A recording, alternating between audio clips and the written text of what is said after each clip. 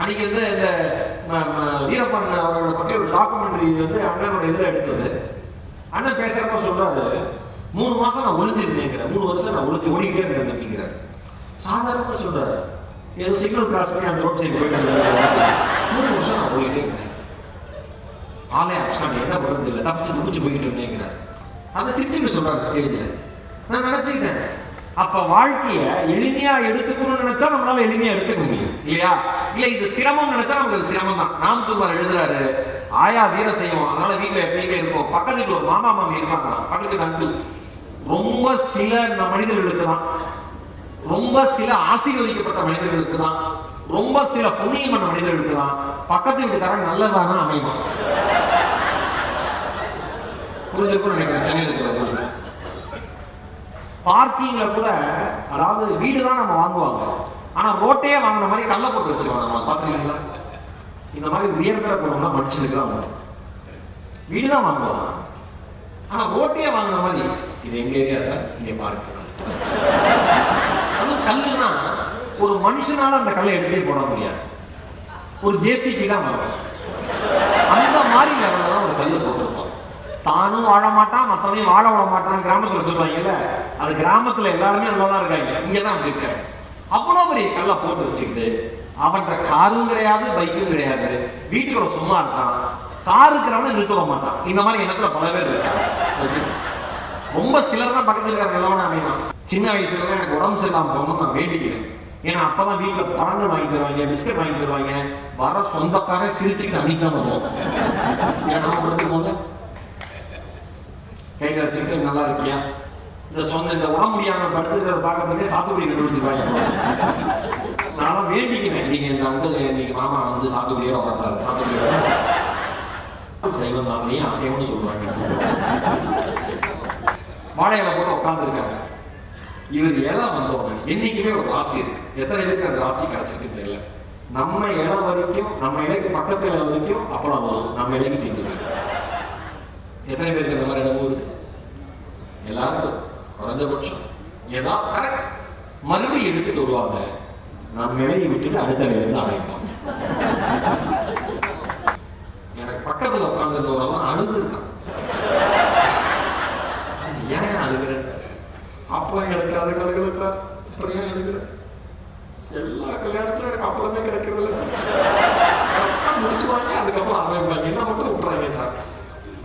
என்னுடைய சந்ததியினுடைய, என்னுடைய தலைமுறையினுடைய மகிழ்ச்சியை காட்டிலும் என்னுடைய கொள்கை ஒருபோதும் பெரிதில்லை என்று நினைப்பதன் பெயர் தான் அன்பு, பாசம், உறவு எல்லாமே. அவ்வளவுதான் வாழ்க்கை. வாழ்ந்துட்டு போங்க. நான் சில பேர் தான் இருப்பாங்க, நான் இப்படிதான் இருப்பேன், இப்படிதான் இருப்பேன், குடும்பத்துக்காரர்களே போயிருக்கேன். சில ஆண்கள் தான் பண்ற வேலைலாம் நான் ஆம்பளை எல்லா வேலையும் நான் பதிவு பண்றேன். வீட்டில் பெண்கள் சிரிச்சா பிடிக்காது, பெண்கள் அங்கிட்டு நடந்தா பிடிக்காது, பெண்கள் வீட்டை சுத்தமா வச்சிருந்தாலும் பிடிக்காது, சுத்தமா வச்சுக்கலாம் பிடிக்காது. காரணம் இவருக்கு பைத்தியம் பிடிச்சிருக்கு. சொன்னா என்ன குறைய வரும். சில பேர் பெருமையா சொல்லுவாங்க, பாத்தீங்களா, நான் வீட்டுக்குள்ள வந்தனா வீடே கப்பிச்சு போனாரு. நீ என்ன தேசத்துல கொலை பண்றாங்க, கொள்ளை அடிக்கிறாங்க, இந்த துப்பாக்கி எடுத்து சொல்றாங்க. நீ வீட்டுக்குள்ள வந்தா அப்பா வந்துட்டாங்க சந்தோஷமா பண்ணுவோம். அப்பா வேண்டாம், அப்பா வேண்டாம், கொலகார பாய் வேண்டாம், ஓடுது. உட்காரு உட்காரு உட்காரு, படிக்கிற மாதிரி நடி, மூஞ்ச கழுவு, மூஞ்ச கழுவு. உங்க அப்பா திருநீர் வைக்கிறதா, திருநீரை வெயி, போ போ, காய்கால சுத்தப்படுத்த, சுத்தத்தை எடு. பதட்டத்தில் 6வது போனா 5வது படித்த சுத்தத்தை வச்சு கொடுத்துருக்கலாம். அது கூட அந்த அப்பனுக்கு தெரியல, இப்படிதான் படிக்கணும், அவரு கலெக்டர். என்ன யூஸ்ங்கிற சார் ஒன்று சொல்லவா, உங்களை நேசிக்கிற, நீங்கள் வசிக்கிற இடத்தில் நீங்கள் அந்த வீட்டில் இல்லாத ஒவ்வொரு நிமிடமும் உங்களுடைய அந்த நீங்க இல்லையேங்கிற அந்த ஏக்கம் அவங்களுக்கு கொடுத்துட்டு நீங்க வரப்ப ஆஹா அப்பா வந்துட்டாருங்கிற ஏக்கத்தை நிவர்த்தி பண்ணீங்கன்னா சரியான உறவு முறையில் அந்த குடும்பத்தில் நீங்கள் பயணித்துக் கொண்டிருக்கிறீர்கள் என்ற அர்த்தம்.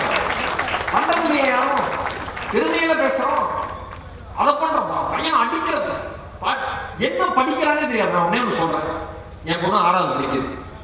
இன்னைக்கு என் பொண்ணோட 6வது மேக்ஸ் புக் எடுத்து நான் 2 பேஜ் 2 பக்கத்தை ப்ராப்ளத்தை சால்வ் பண்ணிட்டேன்னா நான் உலகமாக ஒண்ணுமே நம்ம ஒண்ணுமே தெரியாது. ஆனா நம்ம பேசுற பேச்சு இருக்கு பாருங்க, நல்லா படிக்கணும்,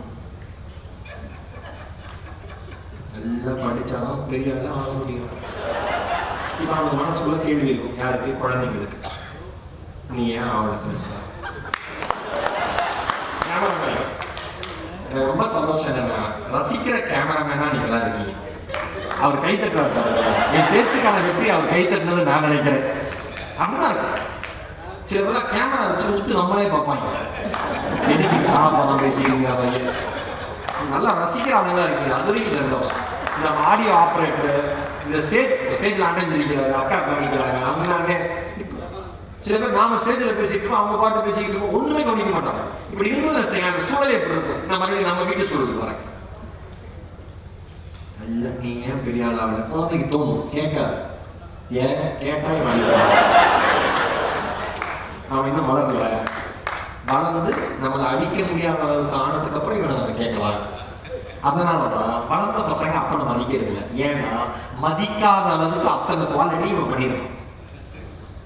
அத்தனை விதிமுறைகளின் பண்ணியும் ஒரு அப்பாவா நடந்துக்க முயற்சி பண்ணி வளர்த்துருப்பாரு. வளர்ந்ததுக்கு அப்புறம் என் பையன் மதிக்கல, சும்மா இருக்க மாட்டாங்க. போனை போட்டு சொல்றாங்க, சொல்றது வாழ்க்கையை வெறுத்து போச்சு, யாரும் என்ன மதிக்கிறது. இப்ப அந்த சைடு பேசுறது ஒன்று சொல்றாரு, யாரும் மதிக்கலன்னா எதுக்கு சொல்றது, வாழ்ந்துட்டு என்ன பண்ண நமக்கு சொல்லப்பா.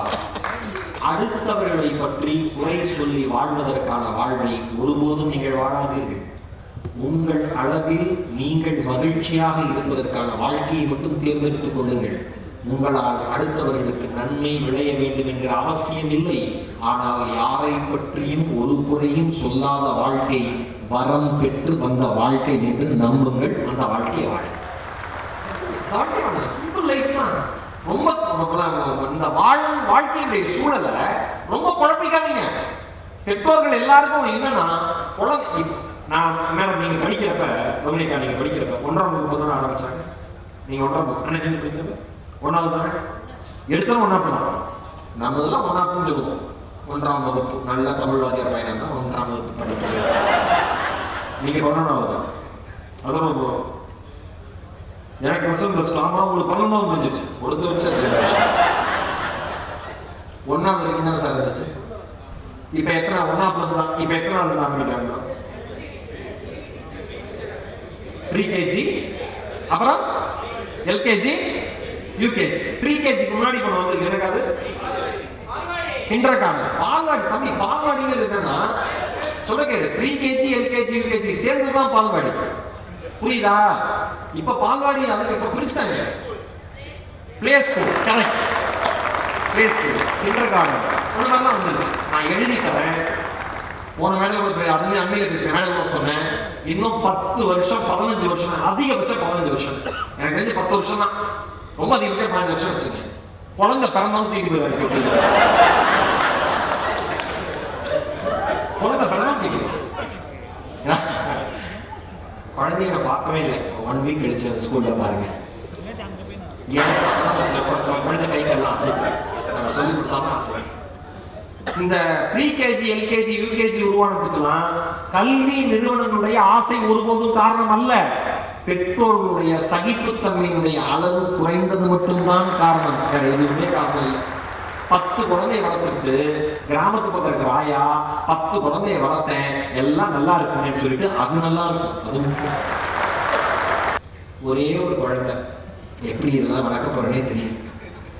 ரொம்ப கஷ்டமா இருக்கு. எப்படி not an easy job. Parenting is not an easy job, you know. Yeah, correct. What can we do? என்ன செய்யலாம் நாம? அண்ணன் சொல்றாரு, கிணத்துல விழுந்துரு 2 பேருக்கு. நான் சொல்லவா சார், நான் இப்படி ஆக போறேன், நான் அப்படி ஆக போறேன். இது எதுவுமே நடந்துதான் எனக்கு சரித்திரமே கிடையாது. எனக்கு சரித்திரமே இல்லை. நான் இப்படி ஆக போறேன், அப்படி ஆக போறேன். வாழ்க்கை ஒரு இடத்துல உங்க மனநிலைக்கும் நீங்கள் வாழ்கிற சூழ்நிலைக்கும் தகுந்த மாதிரி தயார்படுத்தும். அந்த இடத்துல இருந்து தான் உங்க வாழ்க்கை மாறுமே ஒழிய 1வது படிக்கும் பொழுது நான் லட்சியத்தோடு இருக்கிறேன் செவிலியா யார குழந்தை இல்லை, அவங்க அம்மா அப்பா. நீங்க பாக்குற அபத்தம்க்கா. 5வது படிக்கிற ஒரு குழந்தையோட அம்மா அப்பா பார்த்தேன். இந்த ஹோட்டல் பேர் ஒரு ஹோட்டல்ல பார்த்தேன். அவங்க அம்மா அப்பா சொல்றாங்க, என்னோட குழந்தை ஐஏஎஸ் தான், அது இப்பதான் டைப்பரே கட்டிருக்காங்க, குழந்தைலாம் ஐஏஎஸ், நான் ஃபோக்கஸ்டாக இருக்கேன் சார், இப்போ இருந்தே கோச்சிங், இப்போ இருந்து என்னன்னா கோச்சிங் இல்லை சார், அஞ்சாவது இல்லை சார், நல்லா இருக்கேன் சார், சயின்ஸ் ரொம்ப இம்பார்ட்டன்ட் இல்லையா, இதெல்லாம் இப்போ இருந்தே இது பண்ணிடுறேன், ஸ்விம்மிங் கிளாஸ் போகிறோம், ஏன்னா நாளைக்கு ஏதாவது ஒரு கஷ்டம்னா ஸ்விம்மிங் கற்றுக்கணும், அது கூட நீங்கள் ஒரு மார்ஷியல் ஆர்ட் போகிறான், மார்ஷியல் ஆர்ட்ஸ் தற்காப்பு கலை கற்றுக்கணும், ஏன்னா அவங்க அப்பா அம்மாட்டிருந்தே அவனை கற்றுக்கணும். நான் பேக்கஸ் கிளாஸ் போனேன், அப்புறம் கொஞ்சம் ஆக்டிவிட்டி கம்மியாக இருக்குன்னு சொல்லிட்டு டான்ஸ் கிளாஸ் அனுப்புகிறேன். மொத்தத்தில் வீட்டில் இதுதான் ஸ்டேட்மெண்ட்டோட அடையாளம். இந்த கொரோனா காலகட்டத்தில் எல்லா அப்பா அம்மாவும் அவங்க குழந்தைங்க படித்த ஸ்கூலுக்கு ஃபோனை போட்டு எப்போ திறப்பீங்க, இன்னும் கவர்மெண்ட் எதுவும் சொல்லலையா, இன்னும் கவர்மெண்ட், அப்பா தான் தெரியுது தான் பெற்றது இவ்வளோ வேலையை, அது வரைக்கும் தெரியும். அவங்க சொல்லவா, இந்த உலகத்திலேயே மிகவும் வழிபடக்கூடிய பாராட்டுதற்குரிய ஈடு இணையே இல்லாத ஒரே சமூகம் ஆசிரியர்கள் சமூகம் மட்டும். எந்த எதிர்பார்ப்புமே இல்லாம நீங்க பெத்த குழந்தைய உங்களாலேயே பார்த்துக்க முடியாதப்ப யாரோ பெற்ற 40 குழந்தைய அவங்க குழந்தைய எங்கேயோ விட்டுட்டு அவங்க பார்த்துக்கிறதுக்காக வராங்கல்ல, அந்த சமுதாயத்தை குறை சொல்லுற எந்த சமுதாயமும் வாழ்க்கையில் முன்னேறுகிறாய் வரலாறே இல்லை. இன்னைக்கு டீச்சரால் அடிக்க முடியல, திட்ட முடியல, உடனே வச்சுக்கிறான், இதான் எங்க ஸ்கூல் சார் ரொம்ப என்னை டார்ச்சர் பண்ணி ஹோம்ஒர்க் பண்ணுன்னு சொல்றாரு. ஹோம்ஒர்க் சின்ன வயசுல நாம படிக்கிறப்ப இப்படி கையை காமிச்சா அடி 2 எக்ஸ்ட்ரா ஆகும். எப்படி காமிக்கணும் கையை, இப்படி காமிக்கணும் கையை. முட்டியில வெயில்ல முட்டி போட வைப்பாங்க, வெயில்ல எப்படின்னா பேண்ட் போட்டிருந்தோம்னா தூக்கிட்டு முட்டி கீழே போடணும், மண் தரையில வெயில முட்டி போடுறாங்க. சில ஆசிரியர்கள் ரொம்ப கடுப்பு இருந்தாங்கன்னா கையை தூக்கிடுவாங்க. ஃபுல் யோகாவும் நடக்கும் கிரவுண்ட்ல பனிஷ்மெண்டா. வீட்டில் போய் தண்டனை வாங்கினது வீட்டில் சொல்ல மாட்டோம், நல்லா புரிஞ்சுங்க. இந்த காணொலி பார்க்குற எல்லாருக்கும் ஒன்று சொல்றேன், ஸ்கூல் டேஸ்ல நாங்கெல்லாம் படிக்கிற பள்ளி நாட்கள்ல பள்ளி நிர்வாகமோ ஆசிரியர்களோ தண்டனை கொடுத்தால் அதை பெற்றோரிடம் சொல்ல மாட்டோம். ஏன்னா அம்மா அப்பா அதுக்கு தனியா அடிப்பாங்க. ஏற்கனவே எப்ப அடிக்கணும்னு வெயிட் பண்ற அம்மா அப்பா தான் நம்ம அம்மா அப்பா தான். டைம் பாஸ் ஆகலைன்னு அடிப்பாங்க. உண்மையா இல்லையா? அப்படி ஓடிட்டு ஒண்ணுமே இல்லைங்க. ஆமாங்கா, டைம் பாஸ் ஆகலாம் அடிப்பாங்க, பொழுது போட்டேன். ஒண்ணுமே இல்லை. இவருக்கு எங்க அப்பாவுக்கு அம்மாவோட சண்டை போட்டுருப்பாரு, எங்க அப்பா அம்மாவோட சண்டை போட்டுருப்பாரு. நான் இதை தவிர ஓடி விட்டேன். இங்க வர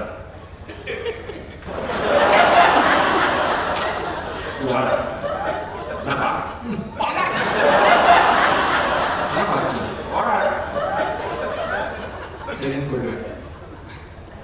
நான் தம்பியில் எனக்கு அண்ணா இருக்கேன், நான் தண்ணி கொண்டு போவேன். நீ போய் எடுத்து குடிக்க முடியாது, அப்படி ஈஸியாக அண்ணால அவன் நடுவில் போவான்ல, அவனுக்கு வர எங்கடா போறேன், எங்கடா போறேன், மகேஷ் தண்ணி கேட்டான், ஏன் தோற அவன் குடிக்க அவன் அண்ணன் ஆரம்பிச்சு. அதுக்குதான் இப்ப பொழுது போனதை நம்ம அடிப்பாங்க. பள்ளியில படிக்கிற காலகட்டத்தில் தண்டனை கொடுத்துட்டாங்கன்னா நாங்கள் பெற்ற தண்டனை குறித்து பனிஷ்மெண்ட் குறித்து வீட்டில் சொல்ல மாட்டோம். ஏன்னா ஒழுக்கக்கேடான ஒரு பையனா நீ ஸ்கூல்ல இருந்திருக்கன்னு சொல்லி அதுக்கு தனியாக அடி கிடைக்கும். ஆனா இன்னைக்கு இருக்கிற குழந்தை என்ன பண்றாங்கன்னா அட்வான்டேஜா எடுத்துக்கிட்டு வீட்டில் போய் எனக்கு ஸ்கூல்ல டீச்சர் அடிச்சிட்டாங்க, சார் அடிச்சிட்டாங்கன்னு சொல்லணும். இவன் என்ன பண்றான், ஒரு குட்டியானையை பிடிச்சி 50 பேர் ஸ்கூலுக்கு போயிடும். ஏன் குழந்தை அடிச்சு, என் குழந்தை படிக்கிறேன் பரவாயில்ல, நீ எப்படி கையை வைக்கலாம், நான் பெற்றது ஒன்னே ஒண்ணு, நீ ஒன்னே ஒண்ணு பெற்றுக்கோ, ஸ்கூல் மேனேஜ்மெண்ட் சொல்றாங்க. ஒன்னே ஒண்ணு ஏன் இந்த நான் என்ன கேட்கிறேன், அப்பா இன்னைக்கு இந்த காலத்துல அம்மா அப்பாக்கள் தான் அவங்க சொல்றேன், உங்க குழந்தைங்க முன்னேறணும்னு நினைச்சீங்கன்னா நீங்க டோரை க்ளோஸ் பண்ணிட்டு இருந்தாரு அவன் வந்துடுவான், அவன் சிந்திப்பான், அவன் வளருவான். குழந்தைங்களுக்கு ஏங்க கவிக்கு அப்துல் கலாம் எழுதுறாங்க, புத்தகங்களே தயவு செய்து குழந்தைகளை பிரித்து விடாதீர்கள் எழுதுறாங்க. ஏன் இன்னைக்கு சுமந்து போற புத்தகங்களும் அவங்க படிக்கிற விதமும் பார்த்தா மனதுக்குள்ள பயமா இருக்கு. நீங்க நினைச்சுக்கலாம், மனதுக்குள்ள பயமா இருக்கு. அவ்வளவு புத்தகங்கள் படிச்சு இந்த குழந்தைங்க என்ன பண்ண போகுது, இது வந்து என்ன வரப்போகுது, பயமா இருக்கு. ஏற்கனவே அவன் பெரிய நெருக்கடிக்குள்ள இருக்கான். என்ன நெருக்கடி? வாழ்க்கையில ஜெயிச்சே ஆகணுங்கிற நெருக்கடியில் இருக்கான். ஒவ்வொரு பையனும் பொண்ணும் படிக்கிற எல்லாருமே ஜெயிக்கணும், புத்திசாலியா இருக்கணும். ஏன் என் ஃப்ரெண்ட்ஸ் நல்லா படிக்கிறாங்க, அதே கிளாஸ்ல நான் சுமாரா படிச்சா என்ன ஆகுதுன்னு ஏற்கனவே ஸ்ட்ரெஸ்ஃபுல்லா இருக்கான் அவன். நீங்க சேர்ந்து மன அழுத்தத்தை தராதீங்க. பெற்றோர்களாகி நீங்கள் கண்ணா உன்னால எது முடியுமோ அது வரைக்கும் படுறா, எது படிக்கிறியோ அதை நல்லா படுறான்னு சொன்னாலே போதும், நல்லா வந்துருவான். மேலும் மேலும் அழுத்தத்தை தராதீங்க. வாழப்படுற ஒரே ஒரு வாழ்க்கை, அது இனிமையா வாழுங்க. நீ இப்படியா இருந்தா நான் அப்படியா இருந்தா அது எதுவுமே ஆக முடியாது. நான் முத்துக்குமாருடைய கவிதையை மறுபடியும் சொல்றேன். ரோஜா பூ மிஸ் ஒரு கட்டுரையில அவர் எழுதின கவிதையை ஒரு கவிதை எழுதியிருக்காரு, மேற்கொள்ளிட்டு காமிச்சிருக்காரு. இன்ஜினியர் ஆக போகிறேன் என்ற எல் சுரேஷ்குமார் பாதியில் கோட்டெடுத்து பட்டுத்தறிய போய்விட்டான். எங்க அப்பாவுடைய இரும்பு கடையை பார்த்துப்பேன் என்று கடைசி பெஞ்ச் CN ராஜேஷ் சொன்ன போது எல்லோரும் சிரித்தார்கள். எங்க அப்பாவோட இரும்பு கடையை பார்த்துப்பேன் என்று கடைசி பெஞ்ச் CN ராஜேஷ் சொன்ன போது எல்லாரும் சிரித்தார்கள். இன்றவன் நியூ ஜெர்சியில் மருத்துவராக பணியாற்றிக் கொண்டே நுண்ணுயிரியலை ஆரம்பிக்கிறார். பிளைட் ஓட்டுவேன் என்று சொல்லி ஆச்சரியங்களில் எங்களை தள்ளிய அகஸ்டின் செல்லபாபு TNPC எழுதி கடைநிலை ஊழியனானான். அணுசக்தி விஞ்ஞானியாவேன் என்ற நான் திரைப்பட பாடல்கள் எழுதி கொண்டிருக்கிறேன். வாழ்க்கையின் காற்று எல்லோரையும் திசை மாற்றி போட வாத்தியாராவேன் என்று சொன்ன குண்டு சுரேஷ் மட்டும் நாங்கள் படித்த அதே பள்ளியில் ஆசிரியராக பணியாற்றினார். கவிதையோட கடைசி 4 வரிகள் தான் அவ்வளோ அழகு. நினைச்ச வேலை செய்யற, எப்படி இருக்கு மாப்பிள்ள என்று சாக்பீஸ் துகள் படிந்த விரல்களால் என் கைகளை பிடித்துக் கொண்டு படிச்சு முடிச்சதும் என்ன ஆக போறீங்கன்னு என் மாணவர்கிட்ட மட்டும் நான் கேட்கறதே இல்லை என்றான்.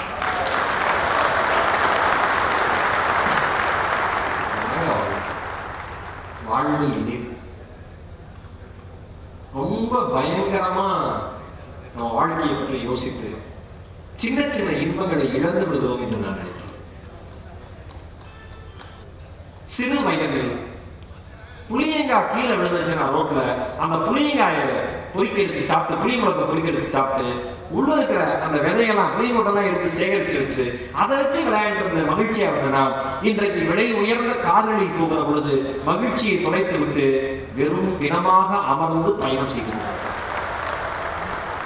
வண்ணத்தை பூச்சி பறக்கிற பொழுது அதனுடைய சிறைகளில் இருக்கிற வண்ணங்களை பார்த்து உலகமே வண்ணமயமானது என்று நம்பிய நாம் வளர்ந்த பிறகு அதே பட்டாம்பூச்சியை பிடித்து சிறகுகளை பிடித்து துடிப்பதை கண்டு ரசிக்கிறோம். வாழ்க்கையில எந்த இடத்துல சிக்கல் நிகழ்ந்ததுன்னு யாருக்குமே தெரியல. ஆனா ஒரே ஒரு வரிதான், பிரச்சனைகளும் நம்மளாலதான், பிரச்சனைகளுக்கான தீர்வும் நம்ம கிட்ட தான் இருக்கு. மகிழ்ச்சியா இருக்கணும்னு நினைச்சா மகிழ்ச்சியா இருக்கலாம். இப்ப பார்க்கிங்கே பாருங்க, இப்ப பரவாயில்ல, இந்த வீக்கெண்ட் பார்க்கிங்ல பாருங்க, புத்தகம் படித்தா மனது செம்மை அடைந்து வருவாங்கல்ல, 2 பேர் பார்க்கிங் சண்டை போட்டுருப்பாங்க. ஒண்ணு இல்லைங்க, ஒருத்தர் கார் எடுத்துருப்பாருங்க, அந்த இடத்துல கார் நிறுத்துறதுக்கு ஒருத்தர் காத்திருப்பாருங்க. அவர் கார் எடுத்தா அவர் ஓவர்டேக் வந்து ஒருத்தர் வந்து கார் நிறுத்திடுவார். ஏன்னா அந்த இடம் நாளைக்கு YMCA அவர் எழுதி கொடுத்துருவார். உடனே 10-20 கூப்பிட்டு நீங்க கார் சரியான இடத்துல எடுத்துட்டீங்க, எழுது நடக்கும். இல்லாத இடத்திற்காக நீங்கள் போராடுகிறீர்கள். நீங்கள் இருக்க வேண்டிய இடம் சக மனிதனுடைய அன்பான இதயம் என்பதை மறந்துவிட்டு வாழ்ந்து என்னத்தை சாதிக்க போறோம்? என்னத்தை சாதிக்க போறோம்? அந்த அன்பை கொண்டுவாங்க என்ன சாதிக்க போறோம்? எல்லாருக்கும் ஒரு சந்தேகம், நம்ம சட்டத்துக்கு அப்புறம் சொர்க்கத்துக்கு போவோமா நரகத்துக்கு போவோமா? இந்த மாதிரி போஸ்டர் சொல்றாங்க, தம்பி நீ உங்களுடைய இறப்பிற்கு பிறகு வாழ்க்கை இருக்கிறதா இல்லையா என்பது கேள்வி அல்ல. உங்களுடைய இறப்பிற்கு பிறகு வாழ்க்கை இருக்கிறதா இல்லையா என்பது கேள்வி அல்ல. வேற எது கேள்வி? இறப்பதற்கு முன்பு இந்த வாழ்க்கையை மகிழ்ச்சியோடு நீ வாழ்ந்தாயா என்பது மட்டும்தான் கேள்வியோடைய. இறப்புக்கு பிறகு வாழ்க்கை இருக்கிறதா இல்லையா என்ற கேள்வியே இல்லை. உடச்சுக்க இறப்புக்கு வாழ்ந்துருக்கோமா, நல்லா சம்பாதிச்சு செட்டில் ஆகணும் நினைக்கிறோம். ஆனா எப்ப நல்லா சம்பாதிச்சோம் தெரியாம செத்து போயிடும். நல்லா சம்பாதிச்சு செட்டில் ஆகிடும் சார், அது வரைக்கும் ஹார்ட் ஒர்க் பண்ணணும் சார். 72 வயசுல டிக்கெட் போனதுக்கு அப்புறம் ஓடிக்கிட்டே இருந்தான் மனுஷன். பக்கத்துல அவன் வந்து வேலை பார்த்து கிளம்பி சொல்லு நல்லா அப்படி உடனே ஒன்றும் அனுபவிக்கல போயிருச்சு. சில வீடு எனக்கு காமெடியா இருக்கும். சும்மா 8 பெட்ரூமு, பிரம்மாண்டமான மாளிகை, ஆளுங்க இல்லை. வாட்ச்மேனா அவன் குடும்பம் என்ஜாய் பண்ண. அன்னைக்கு ஒரு அண்ணனை பார்க்குறவர் ஈஸியான ஒரு வாட்ச்மேன் எனக்கு ஒரு அண்ணன் பார்த்தேன். ஆனால் எங்கன்னா வீடுங்க, நம்ம வீடு செங்கல்பட்டுக்கிட்ட தம்பி. இங்கே இங்கே தான் போய் 2வது லெஃப்ட் எடுத்தோன்னா ஒரு பெரிய பங்களா இருக்கும்ல. ஆமாம் நம்மளுக்கு தான்னா நான் தான் பார்த்துக்கிறேன். 4 வருஷமா ஓனரே வரல. என்ன பண்ணுறீங்க? ஜாலியாக இருக்கும், நானே பண்ணாட்டி இவ்வளோதான். எதுக்கு? அவனுக்கு எழுதி வச்சிருக்கு. இது கூட பரவாயில்ல. சில வீட்டில் நாய் மட்டும் இருக்குங்க அந்த வீட்டில். ஆனால் மனுஷனை சேர்க்க மாட்டாங்க. கோபமா வருது மனுஷனுடைய மனசை நினைச்சா. என்ன வாழ்க்கை, என்ன வாழ்க்கை. இந்த கொரோனா டைம்ல தூய்மை பணியாளர்களை கொண்டாடினாங்க. நம்ம இப்படி நடந்து போகும்போது பூ போடுறது, அவரே video like share wow amazing மனிதநேயம் வாழ்க வந்துடுவாங்க. புரட்சி போராளிகள், சமூக போராளிகள், வலைதள போராளிகள் எல்லாம் கொட்டுவாங்க. எல்லாம் சோசியல் மீடியாலே சூப்பர் அட்டகாசம் அருமை. கொரோனா முடிஞ்சது. குப்பையை குப்பத்துக்குள்ள போட மாட்டேங்கிறான். ஒரு அண்ணன் கேட்டேன், என்ன குப்பையை குப்பத்துக்குள்ள போட சொல்லுங்க தம்பி, வேற எதுலையுமே அவன் போட வேண்டாம், நல்லா இருப்பான், எனக்கு வாழ மரியாதையே வேண்டாம், குப்பையை குப்பத்துக்குள்ள போடவே போது நல்லா இருப்பாங்கிறான். நான் ஒன்று சொல்லவா, நீங்கள் மகிழ்ச்சியா இருக்கிறது அந்த நேரத்தில் ஒரு உணர்வு தோன்றது எதுவுமே இல்லை. நான் அடிக்கடி சொல்லுவேன், நான் நம்புறேன். என்ன விஷயம் நம்புறேன்னா, மகிழ்ச்சி என்பது ஒரு சூழ்நிலை அல்ல, அது ஒரு மனநிலை. உண்மையாக இப்படி இருந்தா சந்தோஷமா இருக்கலாம், இந்த கார்ல போனா சந்தோஷமா இருக்கலாம், இந்த மாதிரி வீட்டுல இருந்தா சந்தோஷமா இருக்கலாம், இப்படி பேங்க் பேலன்ஸ் இருந்தா சந்தோஷமா இருக்கலாம், இப்படி மனைவி இருந்தா, இப்படி குழந்தைகள் இருந்தா, இப்படி கணவன் இருந்தா, இப்படி அம்மா அப்பா இருந்தா, இப்படி சொந்தக்காரங்க இருந்தா, இது எல்லாமே சூழ்நிலை. மகிழ்ச்சி என்பது உள்ளிருந்து வெளியில் வருகிற உணர்வு, அது வெளியில் இருந்து உள்ளுக்குள் வருகிற உணர்வு அல்ல என்பதை நீங்கள் உணர்கிறீர்களோ அன்னைக்கு வாழ்க்கை இனிமையா இருக்கும், வாழ்க்கை இனிதா இருக்கும். மகிழ்ச்சி வெளியே தேடாதீங்க, நீங்க சந்தோஷமா இருங்க. இது இருந்தாதான் சந்தோஷம், இது இருந்தா சந்தோஷம் இல்ல அப்படின்னு நினைக்காதீங்க. வாழ்க்கையில் ஏதாவது சிரமமான சூழல் வந்துச்சா தளர்ந்து போயிடாதீங்க.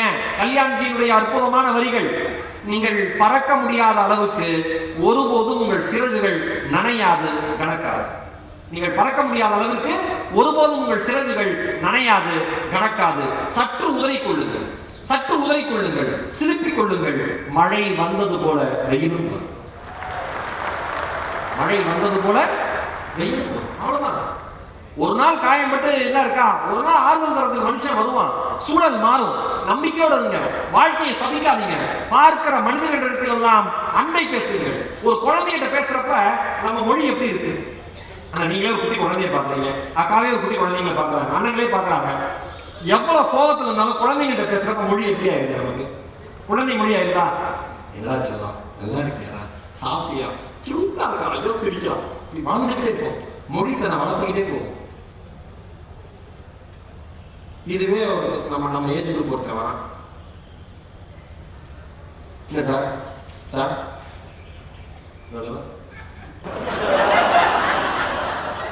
சில பேர் நான் என்ன சொல்றேன், கொலை பண்ணவனா தைரியமா சொல்றானே, 4 கொலை பண்ணேன், சுகர் இருக்கிறவன் தைரியமா சொல்ல மாட்டேங்கிறேன். காலைல மார்னிங் வாக்கிங் போயிட்டு நான் நிற்பேன் காஃபி குடிக்க. அப்போ ஒருத்தர் சுகர் இல்லாமல் ஒரு காஃபி, நான் எதுவுமே நினைக்கல, உண்மையிலேயே நான் எதுவுமே நினைக்கல. அவராக என்கிட்ட திருப்பி, எனக்கெல்லாம் சுகர் போட்டு குடிக்க பிடிக்கிறது இல்லை சார், அதுக்காக சுகர்னு நினைச்சாதீங்க.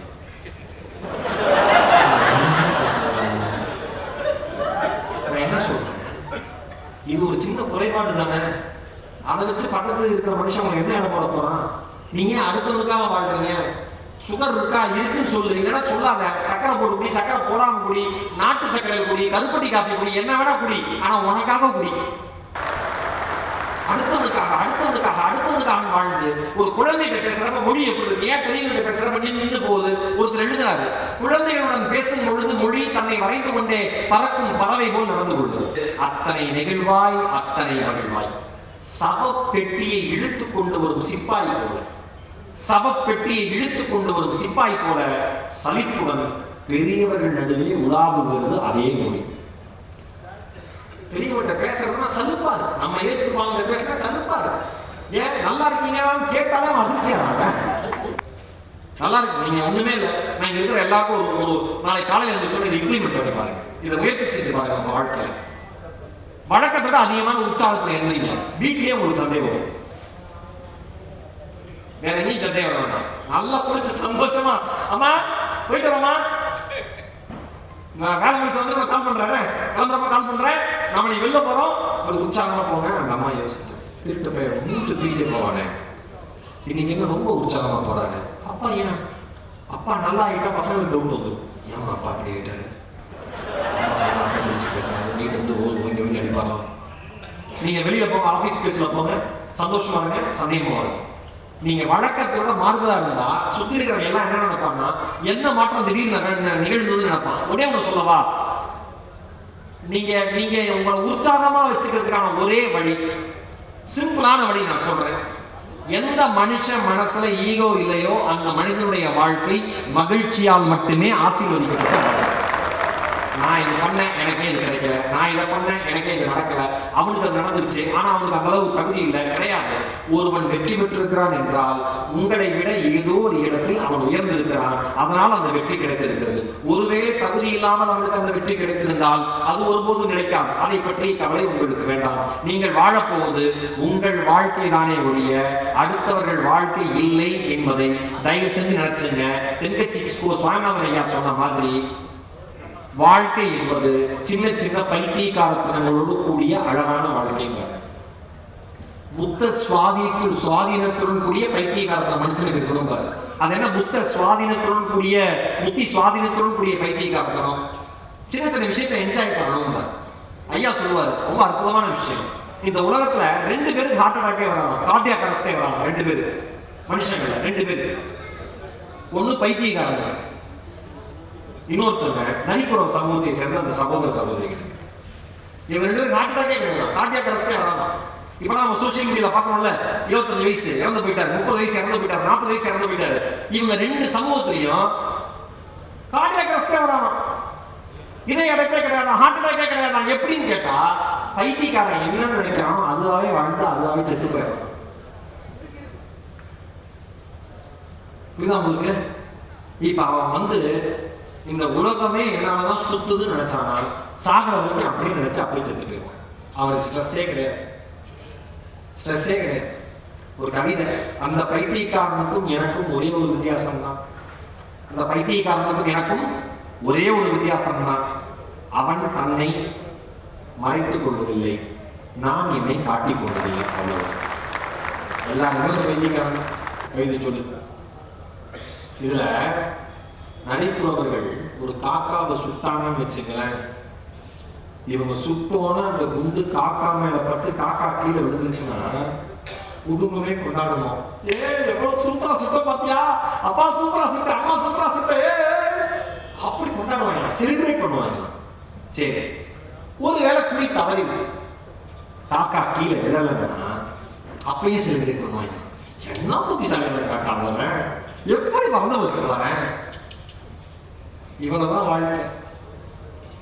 நீங்கள் வெற்றி பெற்ற பொழுதும் தோல்வி அடைகிற பொழுதும் உங்கள் வாழ்க்கை நன்றாக இருக்கிற பொழுதும் உங்கள் வாழ்க்கை கீழே விழுகிற பொழுதும் சமநிலையோடு வாழ்க்கையை நீங்கள் அணுகினீர்கள் என்றால் வாழ்க்கை என்பது, வாழ்தல் என்பது எப்பொழுதும் இனிதாகவே இருக்கும். என் அருமை சொந்தங்களே, இங்கே வருகிற அத்தனைகளுக்கும் இறுதியாக நிறைவாக நான் வைக்கிற ஒரே ஒரு வேண்டுகோள், தயவு செய்து மாதம் ஒரு புதிய புத்தகத்தை வாங்கி வாசிக்கிற பழக்கத்தை வளர்த்துக் கொள்ளுங்கள். நிறைய பேர் வாங்கிடுவாங்க புத்தக கண்காட்சி ஆர்வத்துல, திறக்கவே மாட்டான் அடுத்த புத்தகம். அந்த எழுத்தாளருக்கும் புத்தகத்துக்கும் நீங்க செய்யற மாபெரும் துரோகம். ஒரு புத்தகத்தை வாங்குங்க, ஒரு புத்தகத்தை படிங்க, அந்த புத்தக வரிகளுக்கு கீழே அடிக்கோடு இடுங்க. நான் முத்துக்குமார் சொல்லுவாரு, புத்தக வரிகளுக்கு கீழே அடிக்கோடு இடுவது அந்த புத்தக எழுத்தாளர்களுடைய எழுத்தோடு கை குலுக்குவது போன்று. என்ன அழகான வரைபடம். இந்த எழுத்து அந்த கை கொடுப்பது மாதிரியா, அந்த எழுத்துக்கு கை கொடுப்பது மாதிரியா. அடிக்கோடு இருக்க கொண்டாடுகிற புத்தகத்தை தினம் ஒரு மாதம் ஒரு புதிய புத்தகத்தை வாங்கி படிக்கிற பழக்கத்தை ஏற்படுத்திக் கொள்ளுங்கள். நீங்கள் படித்த புத்தகத்தை உங்கள் குடும்பத்தோடு அமர்ந்து விவாதிக்கிற பழக்கத்தையும் ஏற்படுத்திக் கொள்ளுங்கள். நாம் விவாதிப்பது எதுவாக வேண்டுமானாலும் இருக்கலாம், ஆனால் ஒரு விவாதம் அவசியம். மாதம் ஒரே ஒரு விவாதம் ஒரு புத்தகத்தை பற்றி. உங்க குடும்பத்தில் 4 பேரா, 4 பேர் 4 புத்தகம் வாங்க போறீங்க, 4 புத்தகம் படிக்க போறீங்க, 4 பேர் உட்கார்ந்து பேச போறீங்க, 4 புத்தகத்தினுடைய செய்திகளும் உங்க குடும்பத்துக்கு போகும்போது தயவு செய்து படிக்கிற பழக்கத்தை உருவாக்கி கொள்ளுங்கள். படிப்பதற்காக செய்கிற செலவு, வாங்குகிற புத்தகங்கள் ஒருபோதும் செலவு என கணக்கில் எடுத்துக்கொள்ளப்பட மாட்டாது. அது உங்கள் தலைமுறைக்கான மூலதனம் என்பதை அடிமனதிலே ஆழ பதிய வைத்து தயவு செய்து சென்று படியுங்கள். வாழ்க்கை அழகாக மாறும். வாழ்தல் இனிது, யாரையும் குறை சொல்லாதவரை. வாழ்தல் இனிது, நம் வாழ்வை நாம் கொண்டாடுகிறவரை. வாழ்தல் இனிது, பிற மனிதனுக்கு நாம் உதவி செய்கிறவரை. வாழ்தல் இனிது, நாம் தொடர்ந்து வாசிக்கும் வரை.